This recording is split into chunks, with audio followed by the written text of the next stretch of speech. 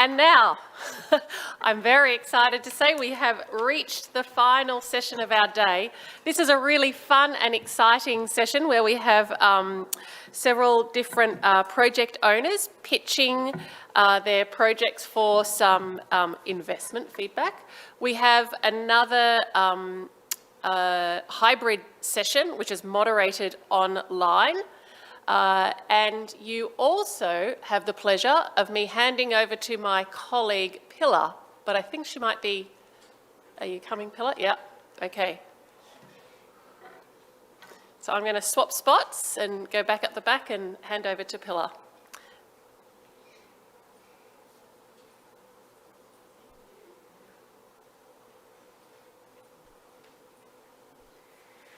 So, thank you very much, Lyndon.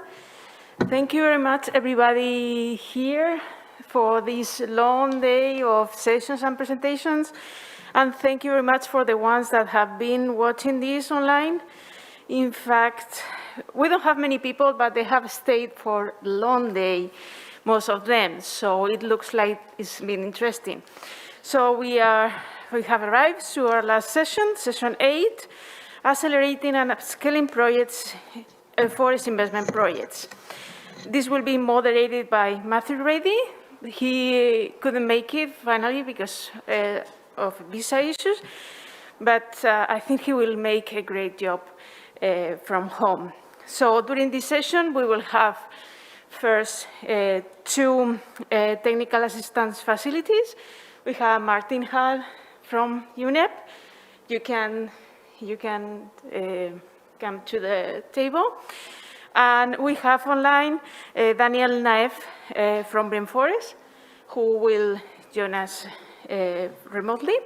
And then we will have 3 interesting projects.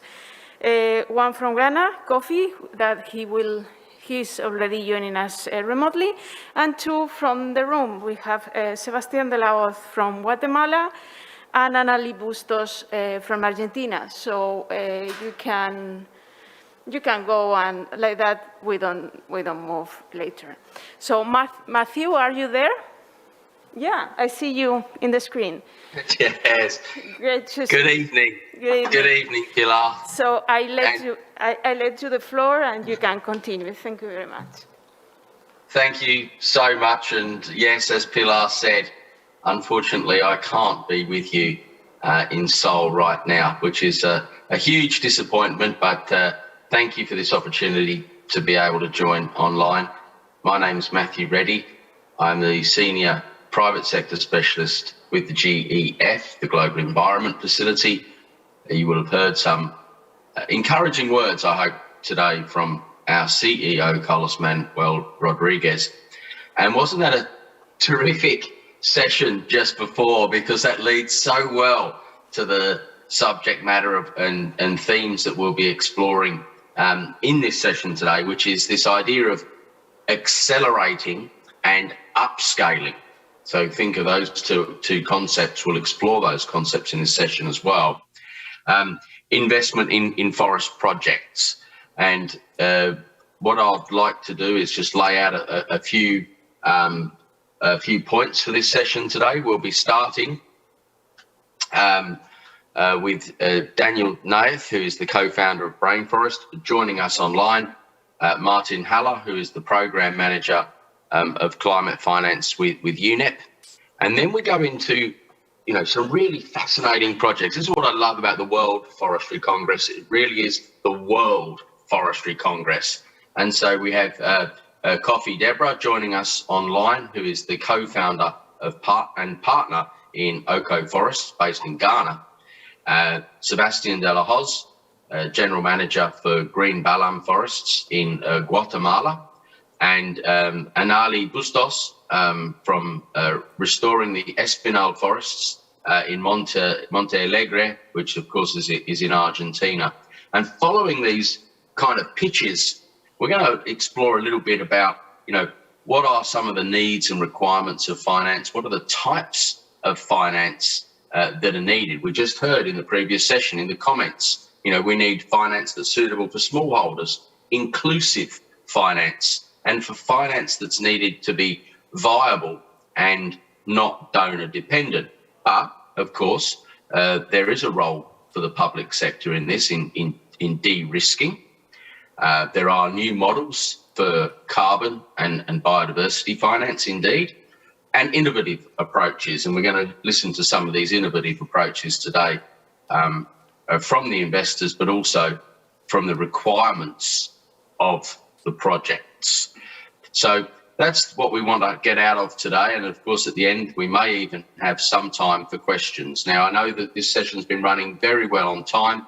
I intend to do the same thing. Everyone will get 7 minutes and everyone will be timed, and you'll hear a little buzzer once that 7 minutes is up. So apologies, but we have to keep to the time today. And so without delay, I would like to introduce our first panelist joining us online, Daniel Naif from Brainforest. Thank you, Daniel. The floor is yours. Thank you very much. Hi, everyone. Let me start sharing the screen. So I'm Daniel, co-founder of Brainforest, as mentioned. I'm dialing in from Switzerland and hope to make your last part of the day worthwhile and interesting. So we've all seen this. Behind the next crisis looms another one, which is why we focus on forests with our venture studio. They tackle both, or as they tackle both, the climate and biodiversity crisis. We do this through an entrepreneurial approach, so hence from an impact and commercial angle. And with that, we want to address by end of 2030, 20 million hectares of additional forests, which is about the size of double of South Korea or 5 times of Switzerland. To achieve this, we of course need solutions that can be scaled, that can be deployed quickly, and assure a certain level of quality. Oh, just realized, I think you don't see the screen yet, do you? Yeah, that would make it more easy. So this is just as basically you've all seen this. This is kind of this looming crises, right? So, but from our entrepreneurial angle, it's important that we look not only from maybe what you would devise or more traditionally say as well, just the impact size, also the commercial angle. The size of hectare, of course, is quite substantial. And in order to get there, we of course need solutions that really can be scaled quickly and that can be deployed more rapidly. Our studio approach, and the studio is very similar to a venture builder or an incubator, is to identify the barriers and bottlenecks that really prevent the buildup of the financing of more biodiverse forests. We of course need to develop then the solutions and launch then these impact ventures. At the end, of course, multiple aspects play into the success of such an endeavor. Having the right idea is certainly important, but it's not the only one. It's also to have the right mix of capital. But besides that, also the right mix of people, and the combination of these being the ones that actually can make a difference, the people that actually are able to execute on these. Let's have a look at the first one, the idea part. Now, of course, technology, as also mentioned, is also important. It's crucial to leverage the right technology, but it's rarely the actual solution to the problem. Within Brainforest, we have 2 initial ventures that we spun out, and we are really looking, and this is very a crucial aspect of this idea part, that we're not just looking at single ones, but actually an ecosystem of such ideas and solutions that can build on each other. The first 2 ones, Xilva and the Ecosystem Value Association, as you see here on the left side of the network. Let me share briefly something about Xilva and the Ecosystem Value Association. So Xilva is a global forest marketplace that really connects these 2 parties, the capital provider and the forest projects on the other side. The goal is to really speed up the time it takes for the buyer to find the right project, from currently about 12 to 18 months of lead time, to shorten that to about 2 or 3 months only. So quite a significant change. There is an amazing team behind this with tremendous experience. check it out on xilva.global. The other team, the Ecosystem Value Association, the second venture is a digital forest digital forest climate standard that really aims and tries to solve one of the issues that when you certify a project, it's the economies of scale often prevent the certain smaller scale size of projects to be certified in a more efficient manner. So the goal here really is to be able to also certify and include smaller patches of forests and to certify these at the minimal cost. Here also an amazing team is behind this with a super strong track record. I believe Alexander Zaye, one of the co-founders, is here in the room as well. If you haven't spoken to him yet, you definitely should. Now, let's have a look at the mix of capital and how we basically tackle this, or how we use this. So this graph shows on the left side, or basically on the right side, the return on investment of traditional projects, and on the left side, what you would see, the more typical philanthropy side. We as Brainforest, we are a tax-exempt association that basically collects and leverages the philanthropic capital to come up with solutions, and then basically spin these out as impact ventures, as you've seen the two ventures that we have now at the moment. These then are able to attract traditional impact investments, so in a more traditional sense as well, exchange for equity, for example. And we have done this so far with 2 million on the left side on the philanthropic part, and 4 million on the right side through the impact investment capital. Now, at the moment, we are in build-up of the next stage and are looking for 10 million for additional philanthropic capital and 5 on the right side of the investment side. So join us and talk to us as well if that sounds interesting. They're an amazing journey and certainly would be fun to increase the leverage as well that we can have together. Now, talking about the right mix of people and who is behind this, of course, one cannot pull this off with just some people that have experience in one area. You need the right mix and a diverse set of people. We have forest experts, entrepreneurs, and individuals that really cover a very broad area. We also have a very strong board in the background with renowned individuals from the NGO side, WWF, for example, but also through investors, business angels, all the way to the side of the science and through Professor Dr. Jabouri. We have also a very strong partner from the Swiss Federal Institute of Technology.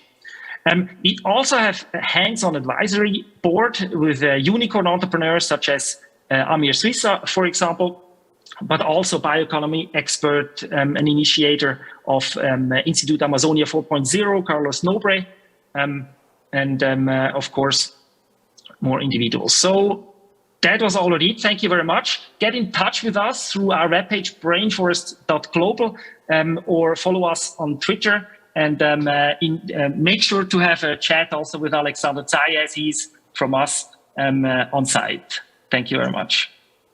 Thank you very much, Daniel. You know, you're speaking to a Swiss person when you finish exactly on 7 minutes. That was quite perfect. Well done. And a brilliant presentation. And I love the name. I mean, you've got to say Brainforest. It was such a clever name, isn't it?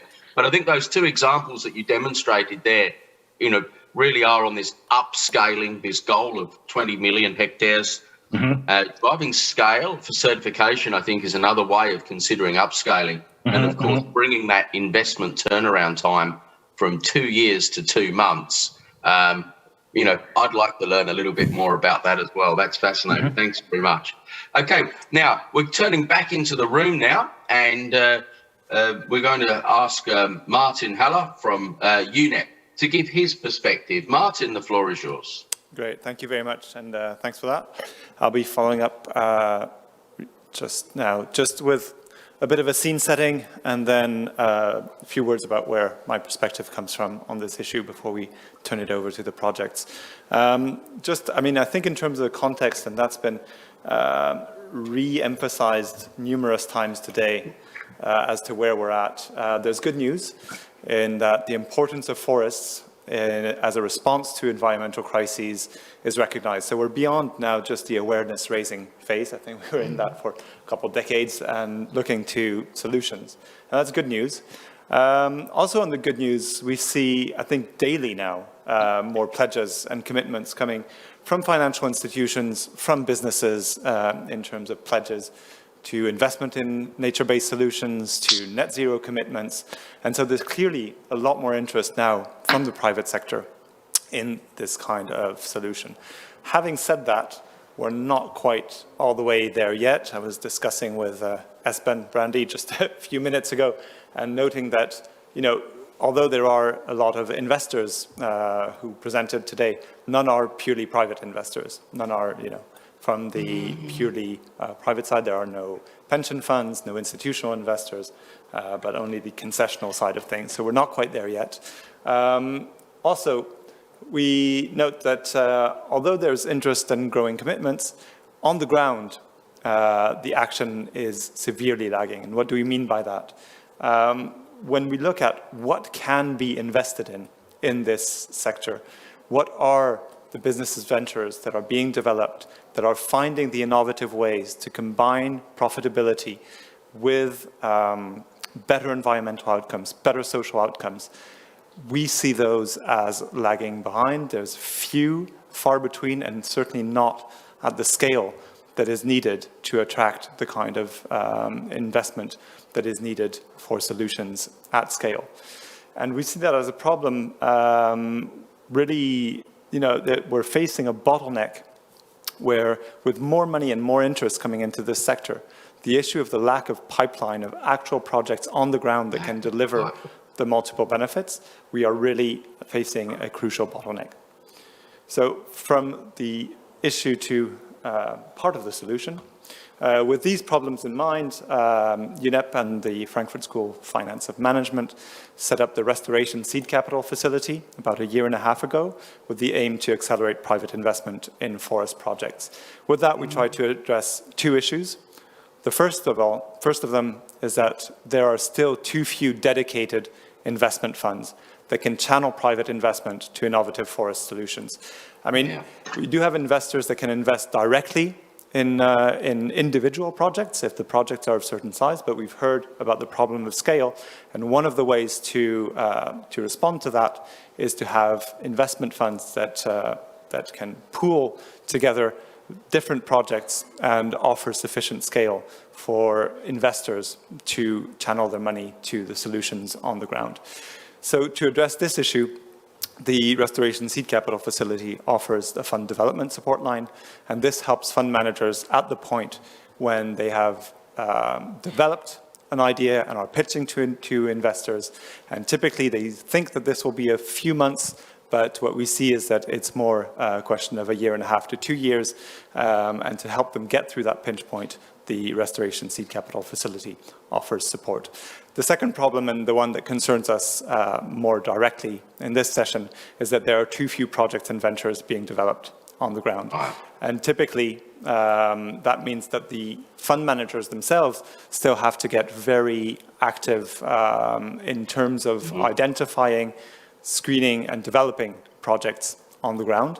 That is a very resource and time-intensive process, and the Restoration Seed Capital's facilities, pipeline and project development support lines offers support to the fund managers to get through that, with the aim, ultimately, to accelerate the deployment of private capital to the projects on the ground. So that's just one of the many initiatives, and we've heard of many further ones today, that are trying to promote greater investment in forest solutions. Because we all realize that ultimately many more ventures and projects are needed to be developed for the sector to scale up, and the more promising of them need to scale up and scale up fast. Now, one of the major challenges I think that we've identified in dealing with this sector is that the expertise in maximizing the environmental and social benefits of forests rarely overlaps with business and finance expertise. So there's a lot of expertise in the forest community, in conservation, in protection, but the people who hold that expertise rarely have the expertise to develop business models, to develop investment pitches, and that is a gulf that needs to be bridged if forests are to fulfill their full potential in delivering the goods, livelihoods, and environmental benefits on which humanity depends. I'll stop there and hand over to the projects of today. Thank you. Thank you very much indeed, Martin, for giving us that context. And I think this whole idea of developing the project pipeline, we're never going to get the scale or the level of investment that we need without viable projects. And it's a delight now to introduce some of these projects. This is an exciting time, and we're going to learn about some diverse projects from around the world. And first of all, we're going to turn to Kofi Deborah, who is the founder of Oko Forest. So Kofi joining us online from Ghana. The floor is yours. Great, thank you, Matthew. And I believe you'll be sharing my slides. So just waiting for them to come up.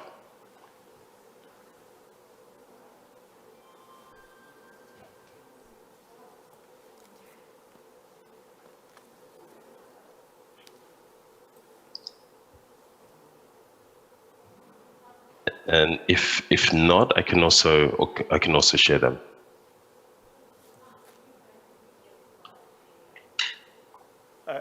Yeah, please go ahead and share the slides. I think that might be okay.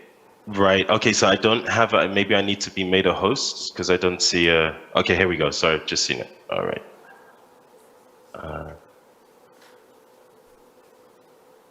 Okay.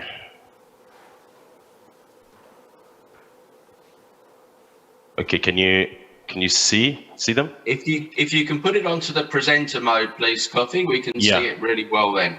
Is that better? Perfect. Thank you. Okay. Awesome. Great. Okay. Right. Here we go. So it's I got 7 minutes, so better get started.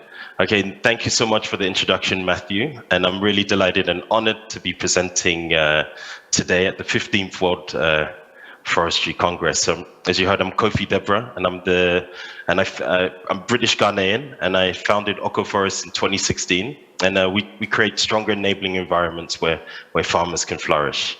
And and I know you've been listening to long presentations all day, so I'll keep it short. Excellent presentations, I'm sure. And I'm going to be sharing with you the reality of developing a scalable landscape regeneration project on the ground here in Ghana.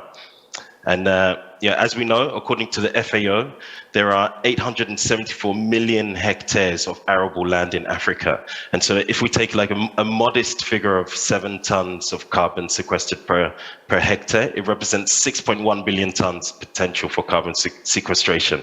It's a huge opportunity that we're not meeting. And so, our plan, so we're creating an economic agroforestry buffer zone to protect Kojai Strict Nature Reserve, and that's in Ghana's forest transition zone. And so essentially what we're doing is we're creating this economic agroforestry buffer zone to protect the reserve itself and let nature do what it does best, and that's to regenerate. And so essentially we're boosting biodiversity and the incomes of the people who surround the reserve, mitigating their need to encroach and degrade the reserve. And so this project's also listed on the Explorer landscape storytelling platform by Open Forests. You can find out more information there. In terms of sort of our impact and roadmap so far, so we've planted 35,000 trees in the buffer zone, and we're planting an additional 50,000 this planting season, and we're almost completing a carbon credit accreditation journey with US partners Carbon Better. And it's essentially to help incentivize the farmers and then also the highly influential traditional customary authority as part of the benefit sharing arrangement. We also own a warehouse where we store and add value to maize, vegetables, and mushrooms to take to market. And we're expanding into additional 1,000 hectares as part of our carbon credit accreditation process. Okay, onto the problem, right? So, according to a 2013 World Bank report described the lack of accountability and transparency as a key inhibiting factor in the development of the Ghanaian land registry. Now, in our project, we found that 80% of farmers do not have formal land and tree tenure documents to prove ownership. And so this increases the cost of essential services such as insurance and loans. And and even worse, it locks farmers into 3-month cash crop cycles and away from the longer term, much needed 20+ year tree cycles. And then also in Ghana, the traditional authority is the custodian and broker of the land by law. However, they often do not have detailed land ownership records, especially in rural areas. And so, and this isn't just a problem for Ghana. A USAID report, Why Land Rights Matter, states that 50% of forest communities in emerging markets have insecure tenure, which is often a key driver of deforestation. So this really is a global problem. So onto our solution. So our solution is to put land and tree tenure data onto a public ledger, creating an enabling environment where landscape regeneration projects can scale. And because it increases transparency, trust, as well as investor confidence in investing in African carbon credit markets. And also key international organizations have repeatedly underlined the need for clear property rights because it improves governance, traceability, and creates an enabling environment where people can thrive. Now, if such a service was available in Ghana when we started operations in 2016, we would have reached a considerably larger amount of farmers.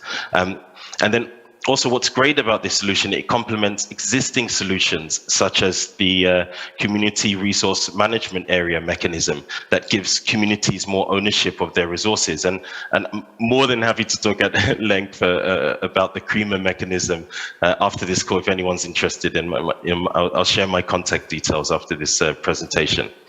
And also, once the farms are mapped, we can use Earth observation tools and the farms can be monitored using AI satellite data. Okay, and in response to this much needed solution, we have partnered with Ben, an internationally recognized American Ghanaian blockchain firm who specializes in urban environments. And through our partnership, we'll be extending this to rural environments. And the platform shall serve as a land information repository, land management and process monitoring tool for climate-based investments. And onto the impacts. And to re-emphasize the impacts that I've already mentioned, I've grouped them into 6 categories. And I'm going to just focus on 2, increased income for farmers and more sustainable livelihoods. So a tree and land registry helps to increase investor confidence as well as the value of farmer-based carbon projects. Farmers will be able to access critical services such as loans and insurance at more favorable rates, allowing their businesses to grow in a secure manner. Okay, the last slide, onto the ask. So, yeah, over the next 6 months, we'll be working with 1,500 farmers in phase 1 of onboarding 1,000 hectares of agricultural land onto our carbon credit tree land registry platform. And to help reach this goal, we're raising $200,000 US. And I've noticed a number of very well respected organizations at this Congress that we'd be delighted to work with and partner to develop this scalable project. So putting a tree and land tenure data onto a public ledger drastically reduces transaction costs by up to 70%. It's very expensive to register land in Ghana. So phase 1 also has setup costs, and we expect subsequent phases to be much more cost effective. So that's it. Thank you for listening. I look forward to feedback and the discussion. Thanks. Thanks, Kofi. Perfectly timed, and you raised that critical issue for investors around, well, 2 critical issues, and of course that's the payback period and the challenge that poses for smallholder farmers, and indeed the way that you've overcome this tree tenure, land tenure, carbon tenure with customary land rights and using technology is very impressive. Thanks very much, Kofi. We look forward to following up on that project in particular. Now we'd like to change continents and welcome Sebastian de la Hoz, who's the General Manager of Green Balam Forests in Guatemala. So please, Sebastian, the floor is yours. 7 minutes. Thank you. Hello, thank you. My name is Sebastian, as Matt said.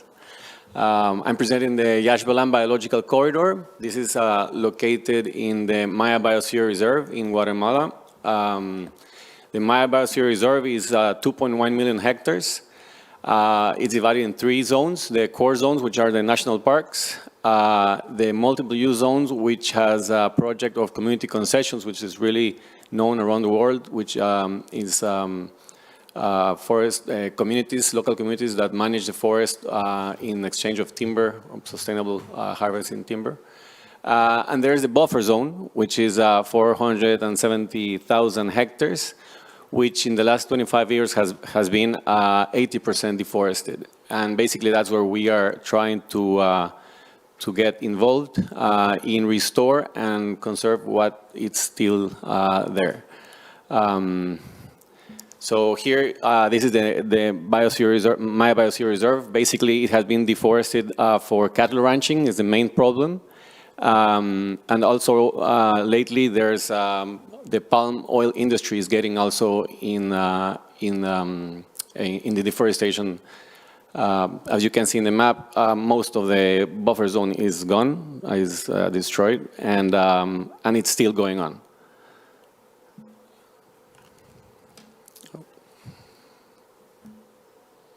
Yeah, it's not moving.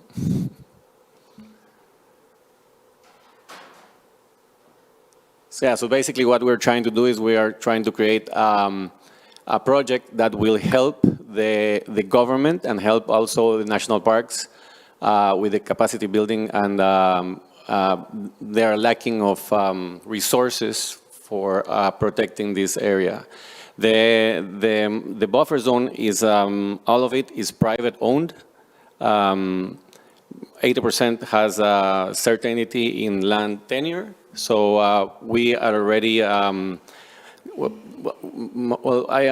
manage Green Balam Forests. It's our company which is promoting this biological corridor. We created this company just because we saw the deforestation and the degradation of what was going on. Basically, the deforestation is carried on by the private sector, which is the cattle ranching and large-scale agriculture and sustenance agriculture. So we think that also from the private sector is the best way to recover, to restore or to preserve this, and it will be the fastest way to do it, because when you put money into it, then everybody will be interested in getting involved. So this is one of our projects. It's our pilot project. We started this project in 2020 with 55 hectares, and we tried many techniques for restoration and conservation and sustainable forest management, so that we can then practice this in a large scale. This is the Yash Balam Biological Corridor. It's a 15,000 hectare project. We already started buying some land there. We are focusing right now in acquiring the land with where there's still forests, you know. Yeah, this is the biological corridor. We are planning to do a project. This is for 25 years. Of course, it will go on, but the financial analysis that we made is for 25 years. In this area, 70% is deforested, and it has the opportunity to be restored. So basically, this is how we pretend to create the project. First, we are looking to acquire some land and partner with some landowners from this area. We're going to do some studies. We have already started doing some studies, and yeah, and then basically the 4 main. We're going to do 3 techniques for restoring the area. We're going to do some conservation, which we already have in one of our properties that we just got with 430 hectares. We're going to do some agroforestry close to the communities, and then timber reforestation also. The main sources of income will be carbon credits and timber, and then we will also have non-timber products and ecotourism activities around. So that then in this mixture of activities, we will try to be more successful financially than cattle or other activities. Yeah, so for the ecological impact, well, the forest landscape restoration, ecological connectivity, ecosystem services, biodiversity, and carbon capture.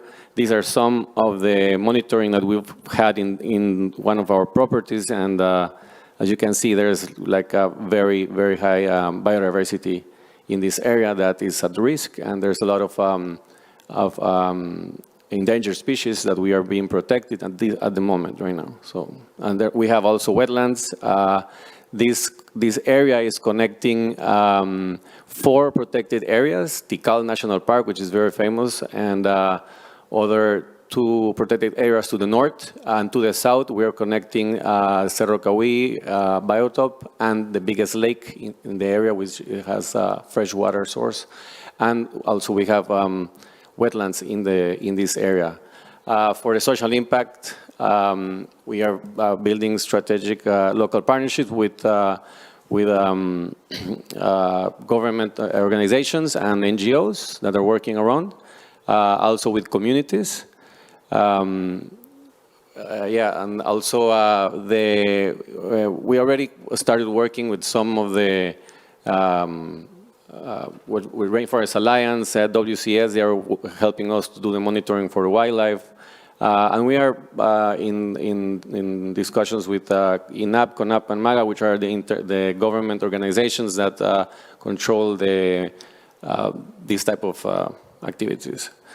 For the economic impact, well, the land acquisition, it's very certain because the land tenure in this area is certain. It's private owned. We will do certification processes also, and basically it's going to be carbon financing, sustainable timber, agroforestry incentive programs from the government, and ecotourism. This is the money or the capital that we expect to mobilize in 25 years. It will be like an investment, like a gross investment of $300 million, and it will have a gross income of around $1 billion, combining carbon timber, the increase in land if the land is purchased, or if it's we get in partnership with other landowners. And also here we still have to put in the ecotourism income and the non-timber products income, which it's a very complex situation to predict, because it's very complex, you know. So it's different. It's like 5 or 6 non-timber products that are very big in the area. So it's everything. Everyone has a different business unit that we have to assess. Thank you, Sebastian. Okay. We are a little bit over time. Okay, this is the last one. And this is the seed. Okay, quickly then on to the last one. So this is what right now we are looking for the seed funding just to finish the project, to the framework of the project. And yeah, that's it. Thank you. Thank you very much indeed, Sebastian, and bringing that Guatemalan buffer landscape with high biodiversity values there. I think that's absolutely fascinating. And this model of using mixed income sources from timber, carbon, non-forest products, as you described, which are a little bit less tangible, but you know, that diversity of income streams, I think, is a very strong element of your project. We're going into some fascinating geographies, and now we're going to turn to a very interesting region, the Espinal forests forest biome in Argentina. And to talk us through her project is Anali Bustos, who is running the Monte Alegre project. So, Anali, please, the floor is yours. Okay. First of all, thank you for having me in mind for this session. My name is Anali, I'm from Argentina, and I'm an ecologist focused on ecosystem restoration. Today, I want to present for you, how can I, is this? Okay. The situation of the native forest in an area of my country, which is the province in which I was born. This is the central area of Argentina. The name is Córdoba. And as you can see, in 1 century, this area has lost 95% of the forest cover. For me, this number is absolutely shocking. All that remains are the green dots.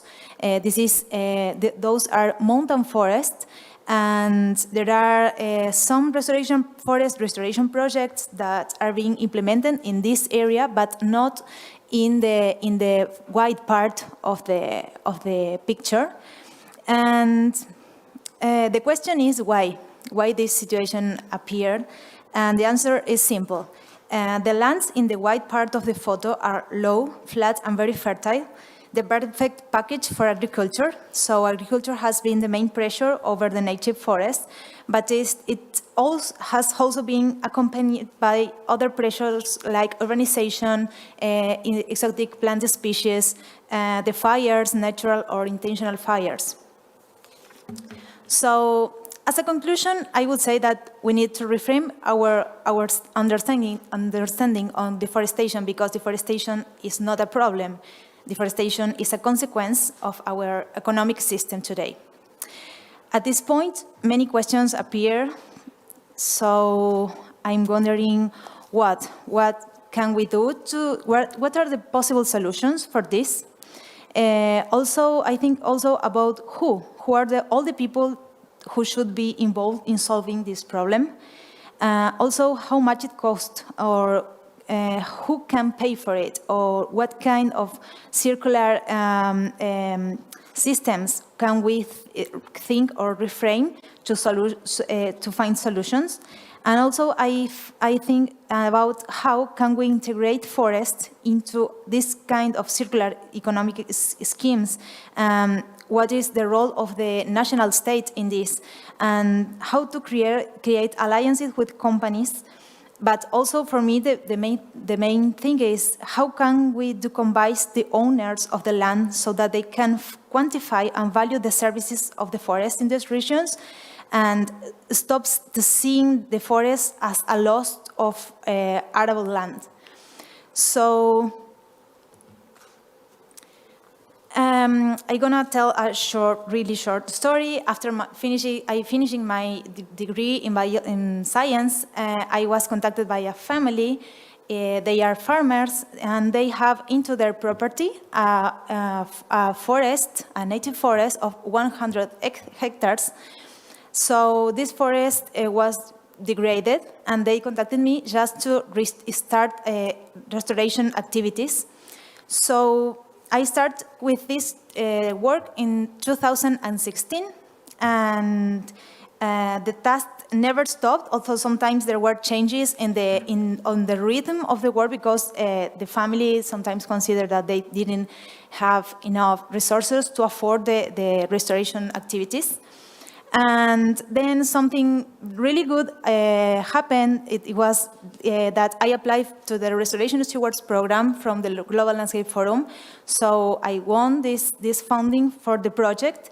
And this was really nice for the project, because we could fix many aspects of the project. And then the family declared the forest as a private nature reserve. So the name is Monte Alegre Nature Reserve, or Natural Reserve. The ecosystem is espinal. This is a dry forest that is really particular and is just in this part of the world.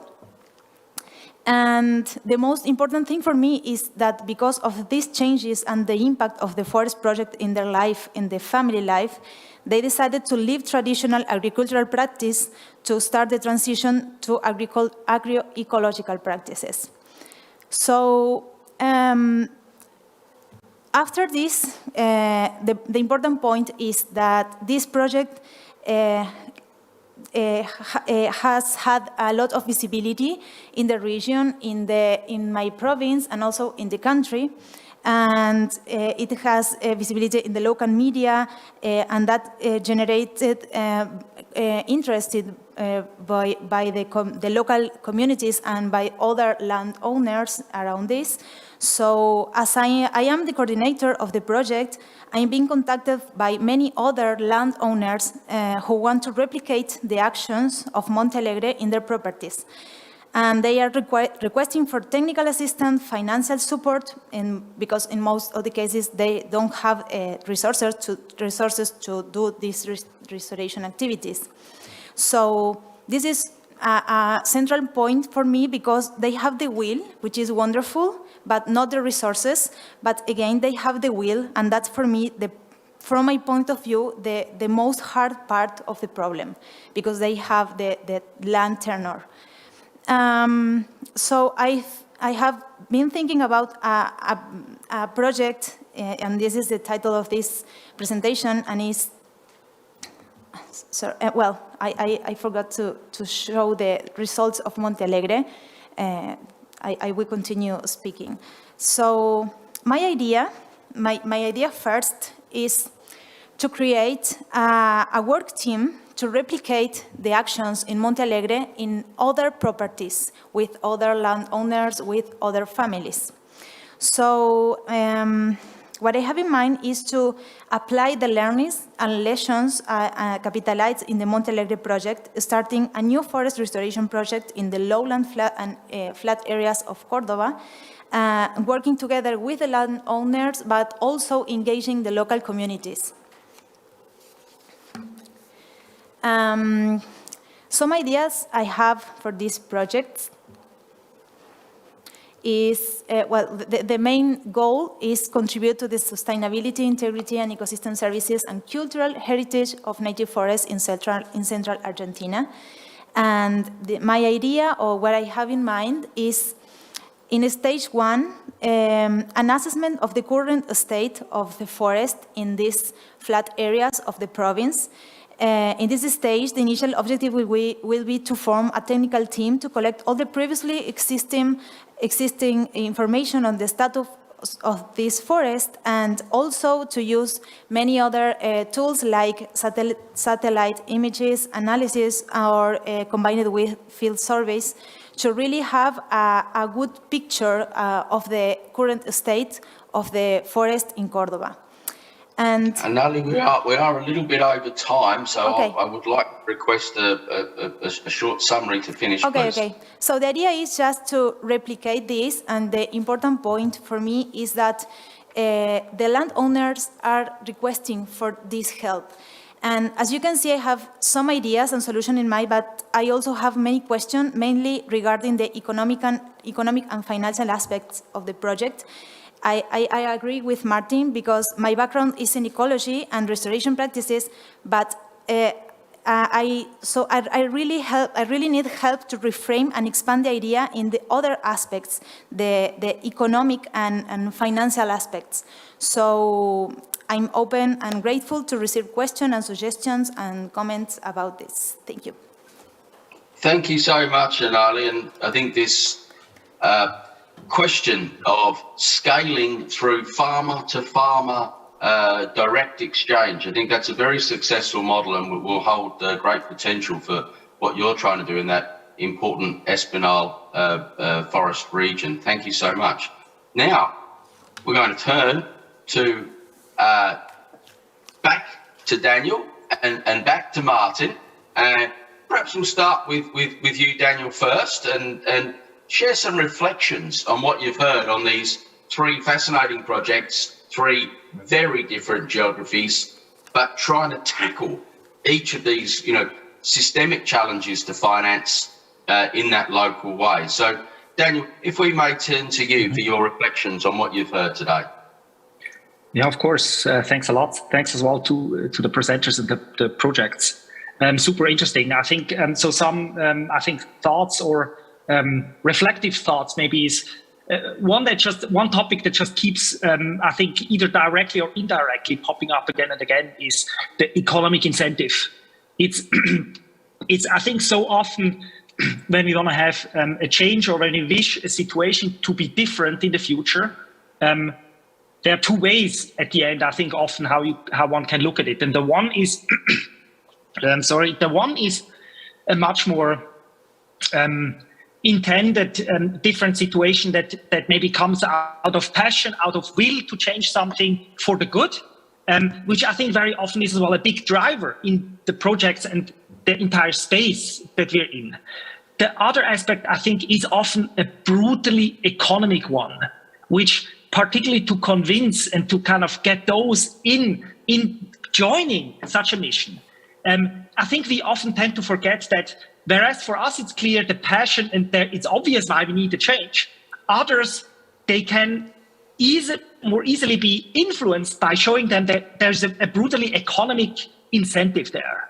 And so I think that's one aspect that I thought was interesting, and I think it keeps coming up and again and again, because it's so central, I think, to understand as well from someone that has a pure economic lens, to understand not only how to what tones to hit, what kind of terms and answers to have, but also to kind of package them in a way that makes it easier for them to digest. So I think overall, just the economic incentive part, I think, is so crucial. And then the communication on how to bring it across for a person to more quickly understand and grasp the economic aspect of it. So I think that's maybe one of that. Yeah. Thank you so much, Daniel. And I think that was one of the points raised, wasn't it? Is, you know, this has got to be more economical than the short cycle cash crops or cattle ranching, and how do we, you know, flip that or develop integrated approaches that can blend those economic systems together. So I'd like now to turn to Martin for your reflections, please. Yeah, thanks a lot. And I do have quite a few reflections and questions directly to the project, but I think more generally, I'd just like to have an overall reflection, which is, you know, in this whole session today, up to, well, whole event today, and in general in the conversation around this, we often jump straight to blended finance solutions and international investment.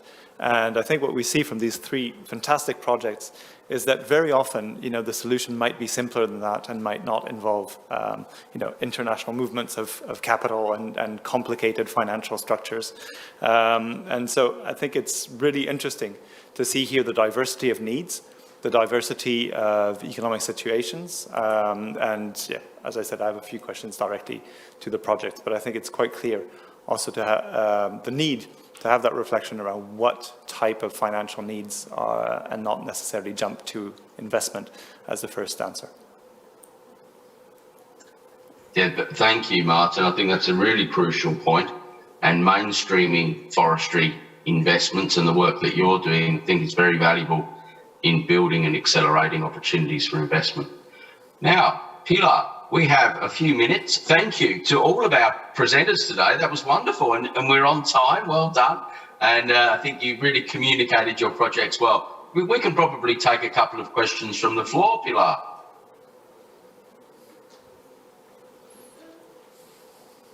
Thank you very much, Matthew. Are there any questions from the audience? Anyone wants to make a question? It's been a long day, I know. Well, there are no Martin, well, of course. If there are no Thank questions you. from the floor, maybe I'll ask some questions to the projects then, if we have a few minutes, just to understand better. And Coffee, you raised this incredibly important issue of land tenure and the security of that. And I just wanted to know, I mean, the solution you outline is fantastic and innovative. I just wanted to know, you know, how is that recognized legally, and also by the customary authorities that you mentioned, because I think that would be a crucial aspect for any investor or somebody looking to secure carbon rights. Yeah, definitely. Yeah, so the traditional customary authorities, they like the idea because it allows them to have better sort of accounting and administration of their land. So a lot of the time, they're due money annually, but it's just very difficult for them to sort of like measure that. And so what would happen is, so the first port of call when you want to buy land in Ghana, you have to go through the traditional authority if it's not already sort of sold to a private individual. But rural land, mostly controlled by the traditional authority. And so once the platform generates the sort of the land tenure document, then that's then verified by the state, by the Lands Commission of Ghana. Yeah. So it is a legal document. Like it functions within the existing system. So we have, we're not reinventing the wheel. We're just sort of like enhancing what is already there. Yeah, thank you. I think that makes a big difference. Yeah. And I think we have time for a final question, if there are any from the floor or people online. Yeah, we have a question. Thank you very much. Honorable again from Finland. Very technical question in terms of the Ghanaian project. One, I would say a bottleneck in many smallholder projects is our capacity to monitor and verify their activities with land. So could you maybe tell a bit more about your experiences of the satellite-based monitoring in your project, the feasibility, cost effectiveness, and so forth? Yeah, in the project, so we haven't started. I'm saying that it would allow sort of those existing technologies to be to be used. I mean, so it's not something that we've done already, but it's just more to outline what could be done if we had with such a platform. Okay, well, thank you for those questions. And I'd like to take this opportunity now to thank all of our panelists and people joining, especially people joining online from different time zones and the people that are in the audience. So can we have a round of applause, please, for our panelists today and the presentations that we've heard. Thank you. And thank you so much to Pilar, to Ludwig, and to Lyndall for their work in bringing us all together and running this session today. Thank you so much.